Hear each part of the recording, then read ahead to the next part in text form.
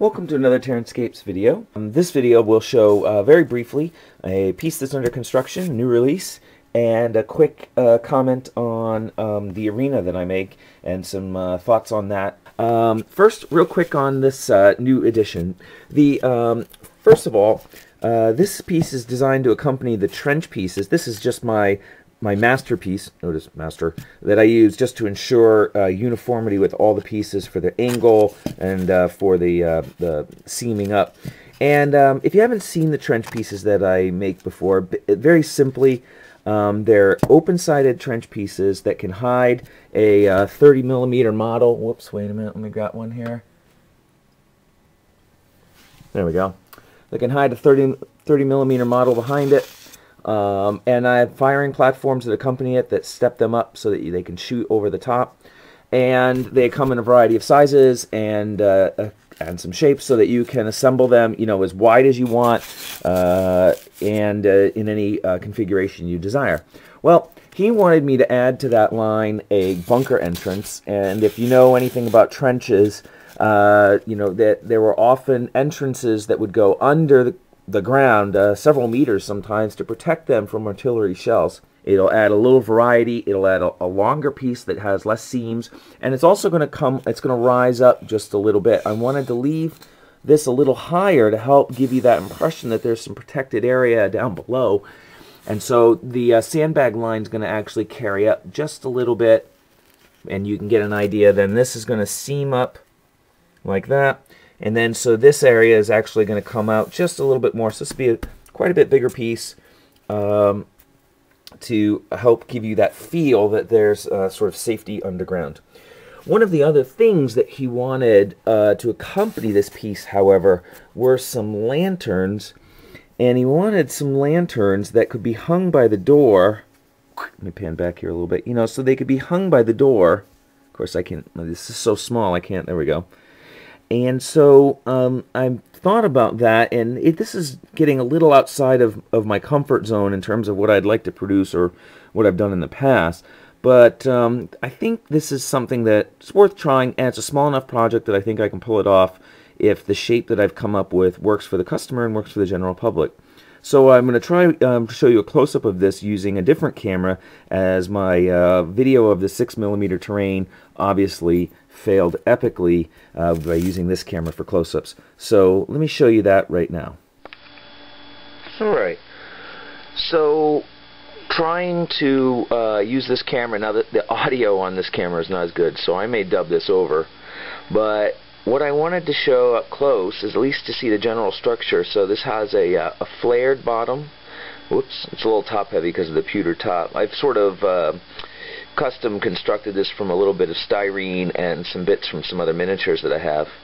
I was contemplating putting in some bars on the glass. Now, the original lamp that was shown to me, and looking around, you know, a lot of lamps feature some bars to protect the glass work, you know, with maybe a cross pattern coming across with some up and down ones.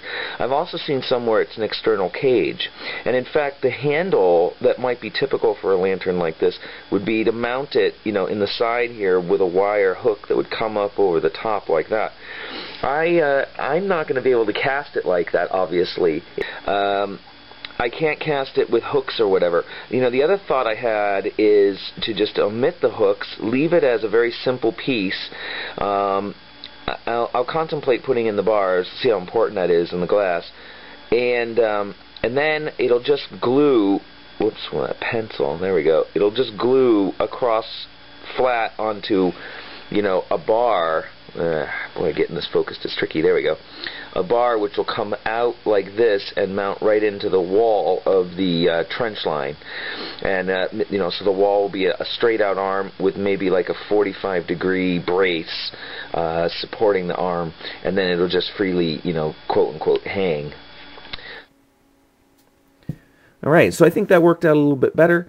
And anyway, keep your eye out for this, and I'll be chatting with the customer that this is originally designed for, and we'll see what he thinks about that. Let me show you the new release as well. Alright, so the new release is designed to accompany the sections of river, really. But this is the Hirst Arts Traveler's Bridge. And I've built two versions of it, actually, as I thought. Well, first let me talk about the original. So the original version here is 3 inches wide on the deck, and it's quite a bridge, actually. It's got double archways, it's got a decorative railing, it's got capstones. It's a pretty nice kit. I was pretty impressed with it. I had chosen to add some from another kit, the Gothic Church kit, some end caps here. What I did is I decided that it would be nice to have something other than the traditional gray stone, blah, blah, blah, blah, blah. So I went with using some of the colors of the Martian desert motif. And I went with some deep reds, like red sandstone that's been hewn into blocks, or red tinted granite or something like that, to give it a little variation.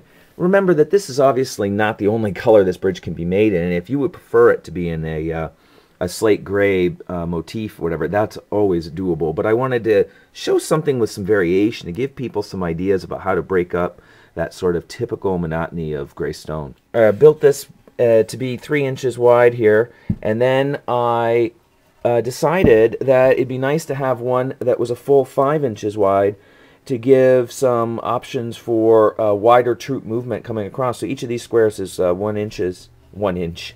And so this is a full 5 inches wide. And so let me get the river out of the way here. And you can see them side by side, give you a sense of their scope. So that's a big bridge.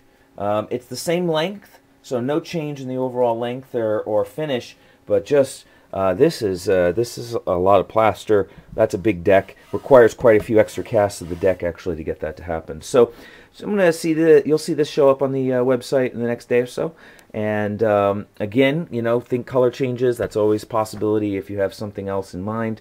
But I thought this actually this color scheme came out quite well, and offers that nice variation that you just don't see very much. Anyway, that's the Hirst Arts Traveler's Bridge. Nice piece. Lastly, I wanted to show you the arena and some quick small comments on its construction and some changes that I've been, you know, sort of dabbling with. Very small, minor changes. But what I decided to do is when I painted the exterior, boy, it came out with such a it's a relatively flat surface, and so bringing out bright colors and deeper recesses has been proving a little tricky on these individual blocks. And so what I did afterwards, when I felt like it looked a little bit too monochromatic, too white, too bright, is I went back in with some weathering powders and really dusted in some dirty patches along the different sections of the walls, and it really added a lot of depth to it. And I think that's something that you'll be seeing on other buildings as time goes on. You know, just a few small brushing ins of some different color really help to break up that flat, give it a more realistic, earthy sort of feel that it's been around for a little while, and buildings are hard to keep clean. It may not be entirely realistic, as you know, dirt patches aren't going to appear super high, but I felt like, you know, in this scale and these arches with this sort of rough kind of feel that the arena has, that it worked pretty well actually. So something that I've been just dabbling with. The other thing is it is a bit tricky to cast this piece and its full size because I cast this entire half as one piece so that it more clearly seams up with the other, and there are going to be some minor variations in a couple of the spots.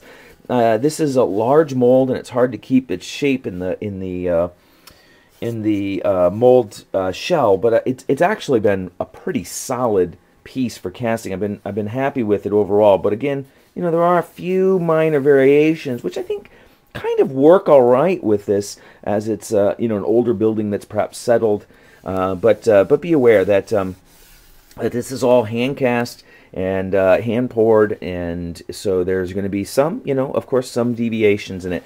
You know, thinking about TerranScapes, you know, this is not buying something from Games Workshop that's been shipped out of China and produced by the thousands. This is an individual piece that has been touched by human hands from start to finish, and so you're going to get some of that natural variation. Anyway, just wanted to point out some of the weathering and some of those comments, and as always, you should always visit TerranScapes.com to see upcoming projects and close-up photos of the bridge and what might be coming down the road. So thanks for watching.